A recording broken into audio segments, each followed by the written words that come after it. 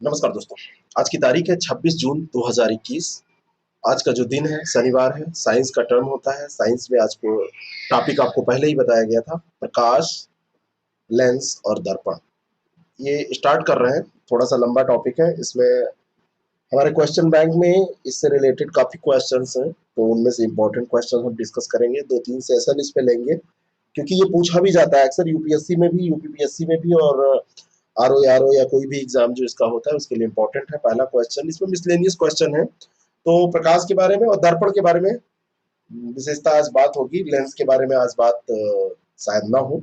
तो समतल दर्पण के बनने वाले बिंब किस प्रकार के होते हैं, पहला ये प्रश्न है। फिर करंट अफेयर के भी प्रश्न हम इसमें डिस्कस करेंगे।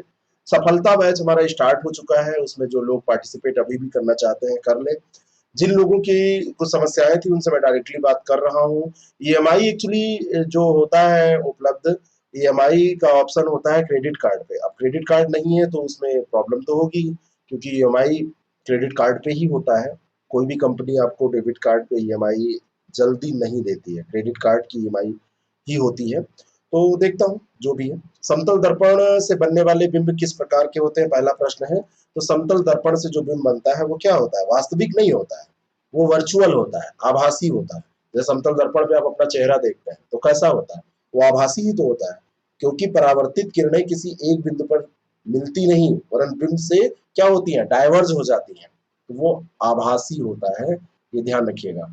और ये इंपॉर्टेंट प्रश्न है, ये आपसे पूछा जा सकता है। तो ये वर्चुअल होता है, ठीक है। और इसलिए ये किरणें किसी पर्दे पर वस्तु के वास्तविक बिंब का निर्माण नहीं कर सकती हैं।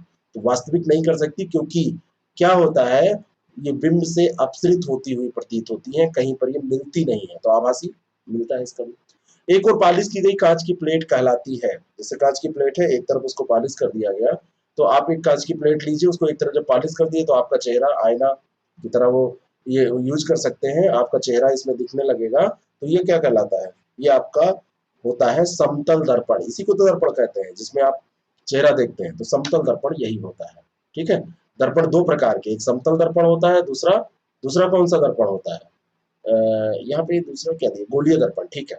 समतल दर्पण और गोलीय दर्पण। तो समतल दर्पण एक और पॉलिश की गई कांच की समतल प्लेट होती है ना, समतल दर्पण इसी को कहते हैं। दूसरा गोलीय दर्पण होता है।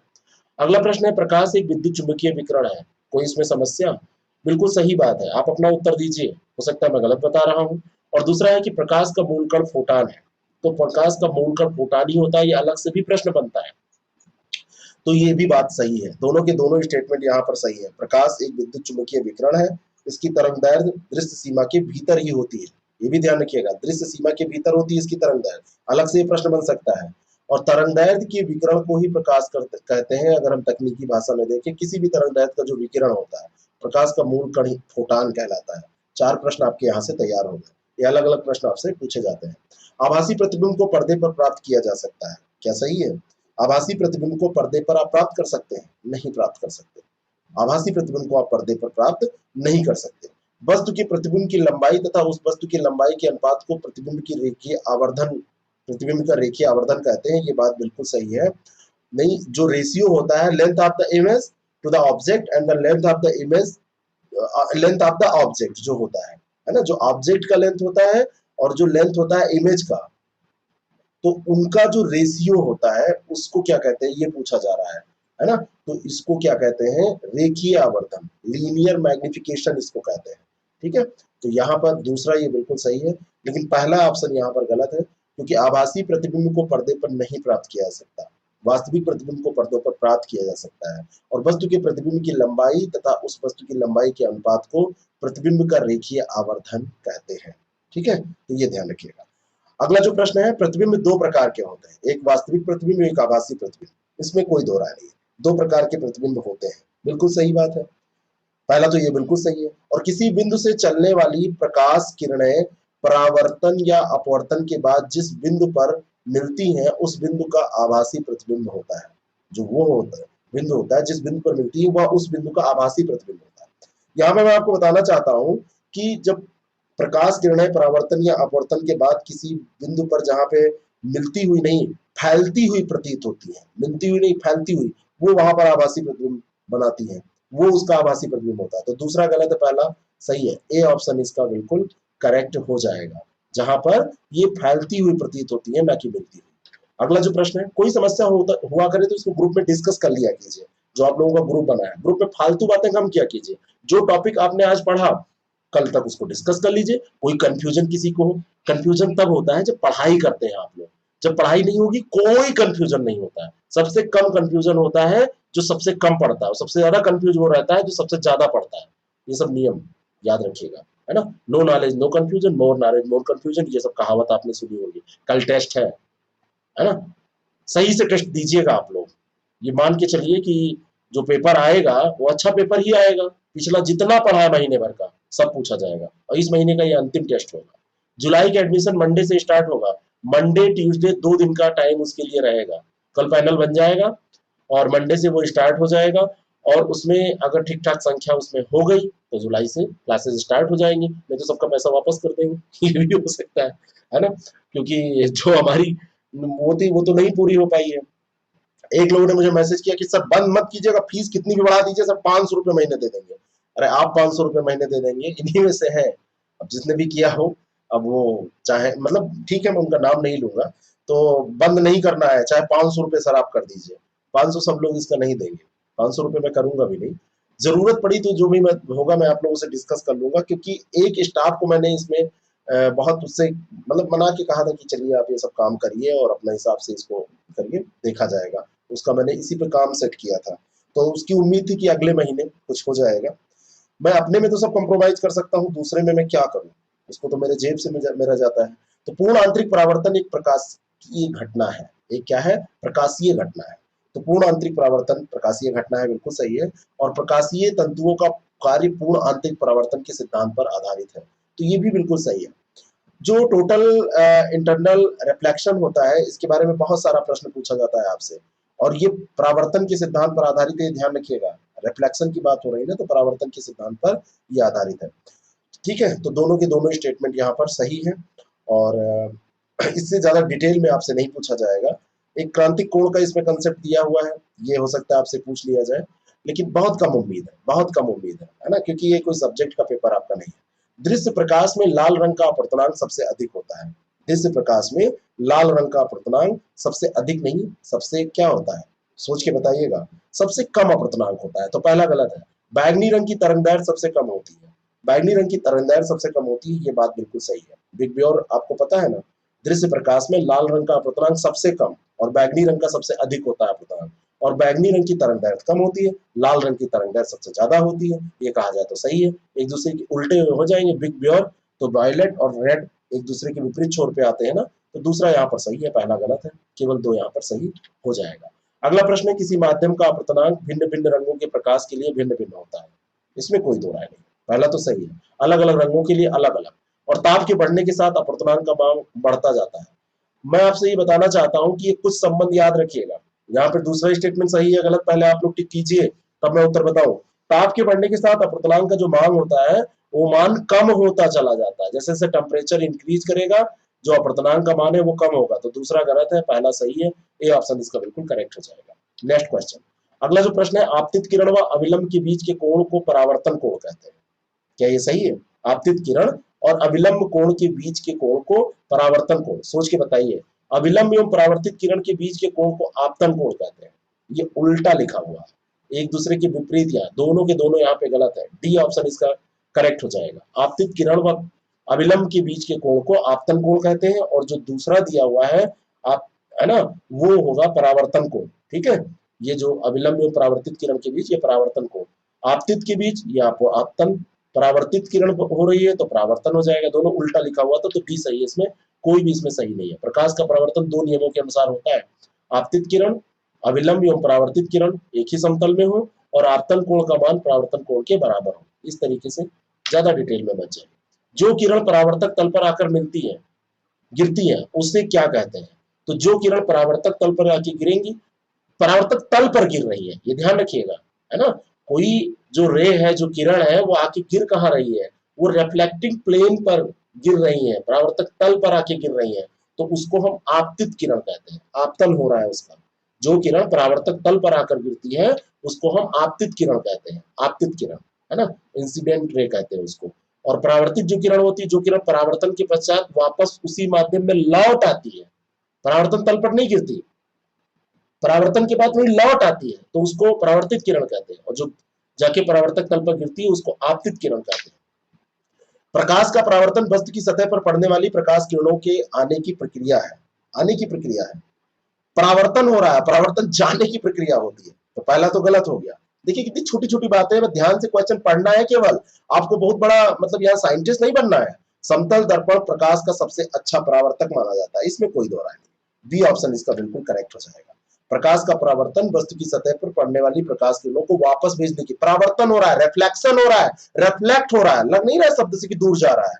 और समतल दर्पण प्रकाश का सबसे अच्छा परावर्तक होता है। परावर्तक पृष्ठ के लंबवत सीधी रेखा को अभिलंब कहते हैं।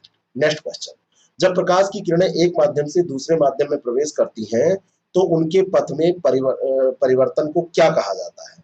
तो एक माध्यम से दूसरे माध्यम में जब प्रवेश करेंगी तो उनका जो पथ परिवर्तित होता है, उस पथ परिवर्तन को अंग्रेजी में याद रखिए रिफ्रैक्शन कहते हैं, अपवर्तन कहते हैं। रिफ्लेक्शन नहीं, रिफ्रैक्शन कहते हैं, अपवर्तन कहते हैं, ये ध्यान रखिएगा।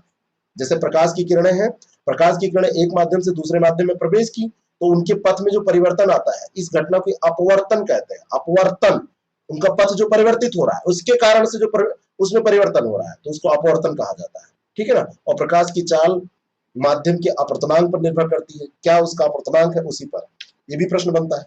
किसी माध्यम में प्रकाश की चाल माध्यम के अपवर्तनांक पर निर्भर करती है, देखिए आ गया, बिल्कुल सही है। और जिस माध्यम का अपवर्तनांक जितना अधिक होगा प्रकाश की चाल उतनी अधिक होगी। दूसरे स्टेटमेंट पर ध्यान दीजिए, पहला तो सही है, अपवर्तनांक जितना ज्यादा होगा चाल कम होगी, उल्टा रिलेशन, अधिकतर इसमें उल्टा रिलेशन मिलेगा आपको। तो पहला सही, दूसरा गलत, ए ऑप्शन, ठीक है, सही हो जाएगा। नेक्स्ट क्वेश्चन, अगला जो प्रश्न है, किसी मतलब प्रकाश की चाल को सी से निरूपित किया जाता है, किससे निरूपित किया जाता है? सी से, इसका साइन है सी, और सी जो है यह एक भौतिक नियतांक है, कोई दो राय नहीं, सही बात है, सी ऑप्शन इसका करेक्ट भी है, सी से निरूपित करते हैं। और ये कि फिजिकल कांस्टेंट होता है, दोनों की दोनों बातें यहाँ पर सही है, ठीक है।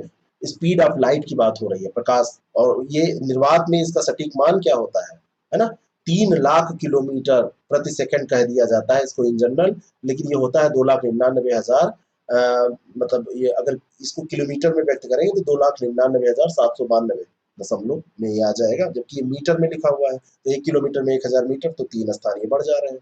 आइंस्टीन के सापेक्षता की विशेष सिद्धांत के हिसाब से देखें तो यदि प्रकाश की गति की तुलनात्मक चाल पर गमन किया जाता है तो गमन करने वाले पिंड के लिए उस समय मतलब जाता है तो समय किसी स्थिर प्रेक्षक की तुलना में भिन्न हो जाएगा, ऐसा इन्होंने कहा है, इतना डिटेल में आपको चाहिए। अगला जो प्रश्न है, प्रकाश की चाल सबसे अधिक किसमें होगी, ठोस, द्रव या निर्वात में? तो वैक्यूम जो होगा उसमें सबसे कम होगी, सबसे ज्यादा सॉलिड में होगी, और बीच में आ जाएगी कोई भी जो द्रव होगा, फ्लूइड होगा, उसमें हो जाएगी। तो सबसे ज्यादा अधिक पूछा जा रहा है तो ये ठोस में हो जाएगी। माध्यम जितना बढ़िया मिलेगा प्रकाश की चाल उतनी ज्यादा, ऐसा सोच लिया ना आपने, सब गलत मैंने बताया है ना। कई लोगों ने इसमें देखिए मैंने टिक भी कर दिया, देखिए सब लोग उत्तर टिक कर रहे हैं इसमें, है ना। सोचिए, इसको सही से सोचकर एक बार उत्तर दीजिए। निर्वात जो होगा यहाँ पर सबसे ज्यादा होगी, प्रकाश है ये, साउंड नहीं है, मैं इसीलिए बार बार बोल रहा हूँ, ये लाइट है ना कि साउंड है, ठीक है। तो सी ऑप्शन पढ़िए कि क्या पूछा जा रहा है, निर्वात में सबसे ज्यादा होगी और सबसे कम हो जाएगी ठोस में, है ना, सबसे ज्यादा निर्वात में हो जाएगी। वेलोसिटी ऑफ लाइट जो होगी वो कहाँ पे, जनरली जो ये निर्वात होगा, वायु तथा निर्वात में सबसे ज्यादा होगी। नेक्स्ट क्वेश्चन, अपारदर्शक वस्तुएं वे वस्तुएं होती हैं जिनसे होकर प्रकाश की किरणें क्या करती हैं, बाहर निकल पाती है कि नहीं निकल पाती है? प्रकाश की किरणें नहीं निकल पाती, इसीलिए वो अपारदर्शक होती है। तो बी ऑप्शन, बाहर नहीं निकल पाती है, बी ऑप्शन इसका बिल्कुल करेक्ट है। अपारदर्शक जो वस्तुएं हैं वो जो है वही है जहां पे प्रकाश किरणें नहीं निकल पाती, इसीलिए दिखाई नहीं देती, अपारदर्शक। कांच अपारदर्शक सॉरी वस्तु का उदाहरण है, कांच जो है वो अपारदर्शक वस्तु का उदाहरण है, क्या ये सही है? सेमी ट्रांसपेरेंट ऑब्जेक्ट है ग्लास, ये क्या है, अर्ध पारदर्शक यहाँ पे दिया है, कांच अर्ध पारदर्शक वस्तु का, सेमी ट्रांसपेरेंट है, सेमी तो ट्रांसपेरेंट नहीं है, कांच से तो इधर उधर आप देख सकते हैं, तो पहला तो गलत हो गया। तेल लगा कागज जो है ये पारदर्शक, जो आयल्ड पेपर होता है वो ट्रांसपेरेंट ऑब्जेक्ट है, नहीं, ये उल्टा लिखा है, ये सेमी ट्रांसपेरेंट होता है आयल लगा पेपर, और जो ये दूसरा ग्लास है ये पूरा फुली ट्रांसपेरेंट होता है, तो डी ऑप्शन करेक्ट हो जाएगा। दोनों यहाँ पर गलत दिया हुआ है ना। पारदर्शक वही है जिससे इधर से उधर आर पार देखा जा सके। वह वस्तुएं जिनका अपना स्वयं का प्रकाश नहीं होता है क्या कहलाती हैं? तो नॉन ल्यूमिनस बॉडीज हो जाएंगी, अप्रदीप वस्तुएं हो जाएंगी, बी ऑप्शन। जिनके पास अपनी खुद की लाइट नहीं है, नॉन ल्यूमिनस बॉडी हो जाएंगी, बी ऑप्शन इसका बिल्कुल करेक्ट हो जाएगा, अप्रदीप्त वस्तुएं। और जिनका अपने पास प्रकाश होता है उसको ल्यूमिनस बॉडीज कह देते हैं, प्रदीप्त वस्तुएं कह देते हैं। अगला प्रश्न है, प्रदीप्त वस्तुएं हैं जिनमें स्वयं के प्रकाश से प्रकाशित नहीं होती, तो ये गलत है क्योंकि होती हैं। और किसी जीव से प्रकाश उत्सर्जन की क्रिया को बायोल्यूमिनेसेंस कहा जाता है या दीप्ति कहा जाता है। तो दूसरा स्टेटमेंट आप ध्यान से पढ़िए, पहला तो गलत है लेकिन दूसरा सही है, बी ऑप्शन इसका बिल्कुल करेक्ट हो जाएगा। सूर्य से पृथ्वी को लगभग 4 × 10⁻26 ये जूल प्रति सेकंड की दर से ऊर्जा मिलती है।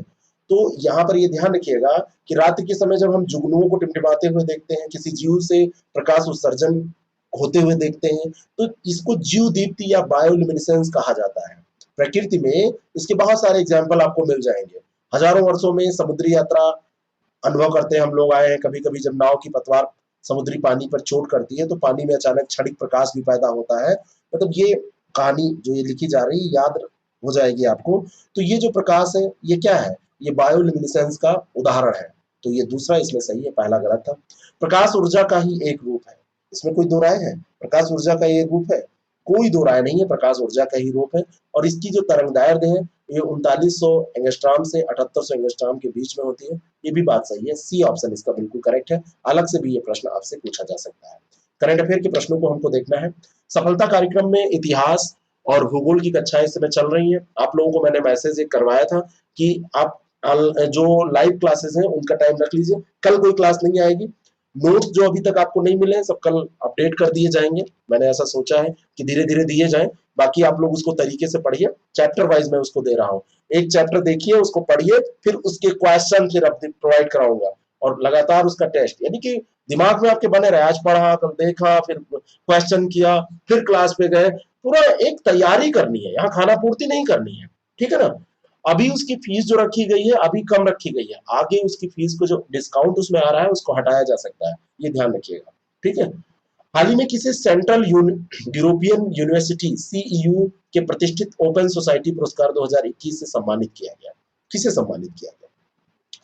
तो अभी सम्मानित किया गया है के सैलजा को, या नाम याद रखिएगा।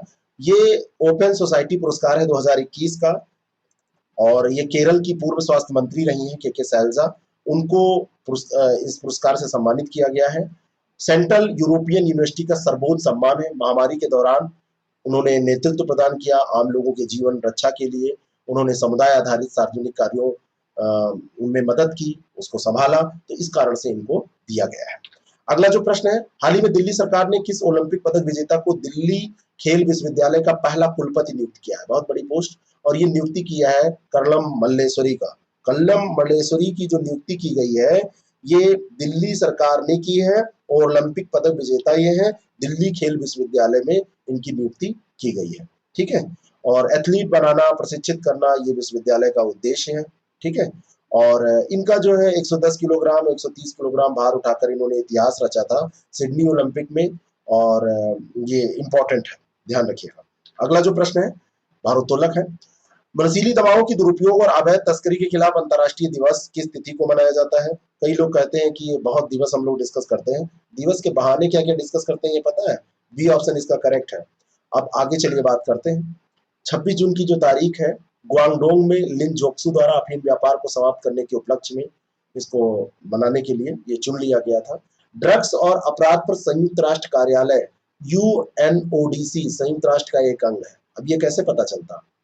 ये अगर पूछ लिया जाता कि ड्रग्स वाला कौन क्या देखता है, तो इसी के बहाने ये जीएस में हम लोग पहुंचते हैं ना। जीएस पढ़ने का तरीका क्या होता है? किताब पढ़ लेंगे हो जाएगा। आधे क्वेश्चन करंट अफेयर से रिलेटेड होते हैं जो आपको ट्रेडिशनल लगते हैं, है ना। तो दुनिया को ड्रग्स, भ्रष्टाचार, अपराध और आतंकवाद से मुक्त करने के लिए ये सब प्रयास किए जाते हैं। नेक्स्ट क्वेश्चन, अगला जो प्रश्न है, चीन ने वर्ष 2033 में अपना पहला क्रू मिशन मंगल पर भेजने की योजना बनाई है। क्रू मिशन मंगल पर भेजने जा रहा है। मंगल के बारे में हमने चर्चा भी की, ग्रहों के बारे में, और कहा भी था कि वहां पे मामला है जहां पर उम्मीद है कि कुछ हम लोग बसा सकते हैं यहाँ पे जनसंख्या जब बढ़ जाए।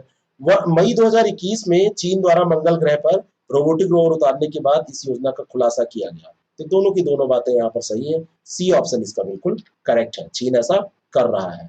चीन ने 2033, 2035, 37 और 41 के लिए अभी से योजनाएं बना ली हैं। इतने लंबे लंबे प्लान चीन बना लेता है, और कोई भी जब बड़े मिशन होते हैं तो ऐसे बनाए जाते हैं। अब आपको आगे क्या करना है आप सोच के रखिए, आपका भविष्य कैसे आगे तय होगा जब आपका सिलेक्शन होगा, है ना।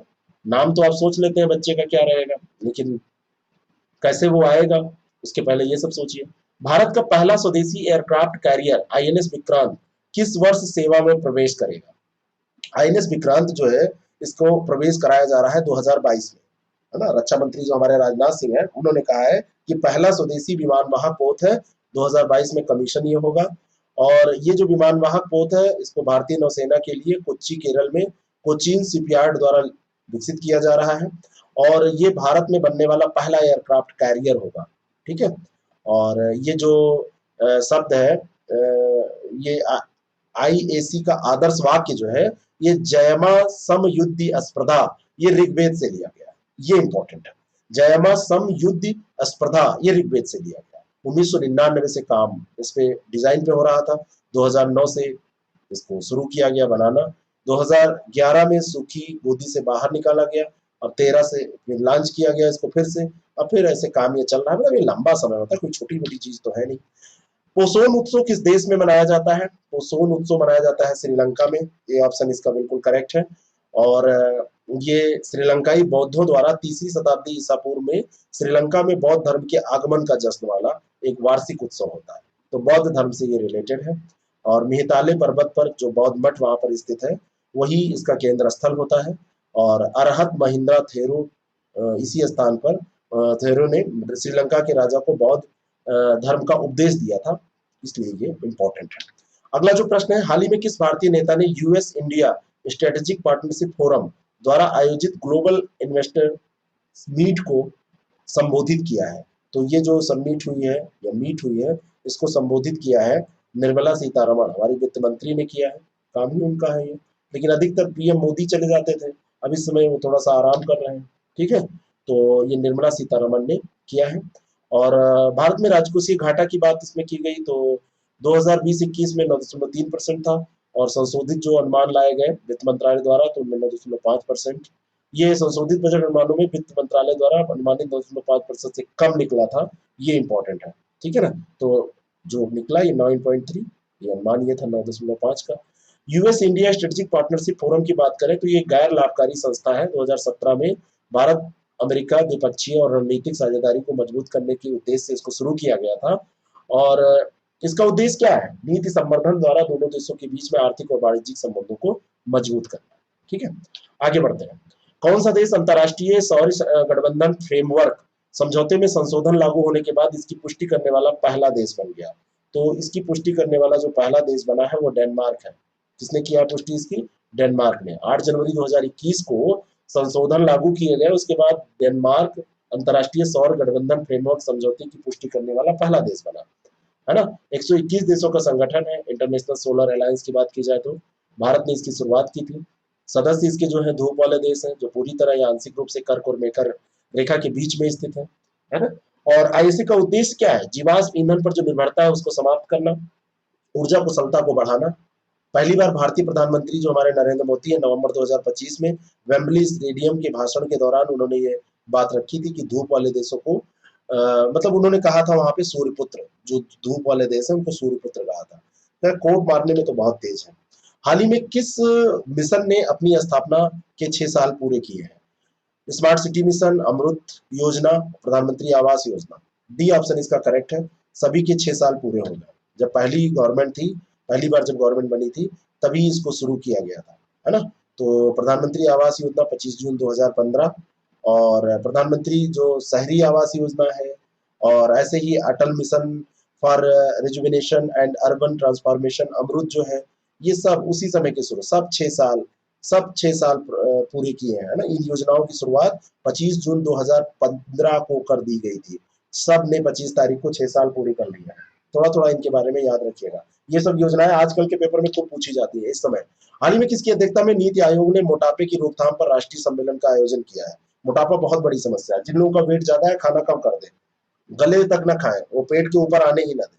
बहुत फायदा मिलता है। मेरा वेट जब बढ़ा तो मैंने यही युक्ति अपनाई, नियत छोड़ के ना खाएं, थोड़ा सा कंट्रोल रखें, भूखे रह लें ठीक है लेकिन ज्यादा ना खाएं। तो डॉक्टर वी के पाल की अध्यक्षता में एक नीति आयोग ने मोटापे की रोकथाम पर राष्ट्रीय सम्मेलन का आयोजन किया है। खाना आप कम कर देंगे, बाकी आपके थायराइड वायराइड समस्या ना हो तो आप निश्चित तौर पर इसका लाभ पाएंगे। और वॉकिंग जरूर करिए, 10 किलोमीटर रोज कम से कम सुबह शाम मिला के चलिए, और थोड़ी बहुत एक्सरसाइज करिए, ठीक है। तो भारत में मोटापे की अगर हम बात करें तो अभी एक रिसर्च हुआ है, Indian council of Indian research और नेशनल इंस्टीट्यूट ऑफ न्यूट्रिशन, इनके द्वारा रिसर्च किया गया। तो उसमें शहरी भारत में वयस्क ग्रामीण क्षेत्रों की तुलना में अधिक वसा का सेवन करते हैं, खूब फैट करते हैं, है ना, मुर्गा भी खा जाएंगे और कुछ भी दे दिया जाए, मांस वांस भी खा जाएंगे, साथ में उनको अगर दे दिया जाए तो वो 1-1 किलो चाउमीन ही खा जाएंगे, बर्गर खा जाएंगे, और ये सब जो कल्चर जंक फूड जितना खाने वाले लोग हैं, समोसा खा जाएंगे 5-5, सब खा पी के बिल्कुल सब भर लेंगे अंदर, तो उससे क्या होगा, मोटापा बढ़ेगा ही, ठीक है ना। और दक्षिण भारत में प्रति व्यक्ति 22.9 ग्राम सेवन प्रतिदिन अतिरिक्त वसा या तेल की सबसे कम खपत की सूचना दी गई है। तो साउथ के लोग थोड़ा सा फिट भी रहते हैं, वहां के हीरो भी देखिए रियल वाले होते हैं। भाई यहाँ वाले तो सब पाउडर खा खा के, ये सब सलमान खान वान सब मोटापा बढ़ा के एक्टिंग भी खैर नहीं कर पाते। खैर वो उनका काम है, आप लोग पढ़ाई करिए। Thank you so much. और कल टेस्ट है, टेस्ट के लिए all the very best. Test उसी टाइम होगा, पेपर 9:30 बजे जारी होगा। एक ही बार टेस्ट दीजिएगा, ऐप से टेस्ट दीजिएगा, वेबसाइट पे मत जाइएगा, ऐप पे टेस्ट दीजिएगा। ऐप से टेस्ट देंगे तो वो जो समस्याएं आपको दुनिया भर की आती हैं वो सब नहीं आएंगी, ठीक है ना। बाकी वेबसाइट पे भी अब दोबारा आप नहीं दे पाएंगे, ध्यान रखिएगा। Thank you so much.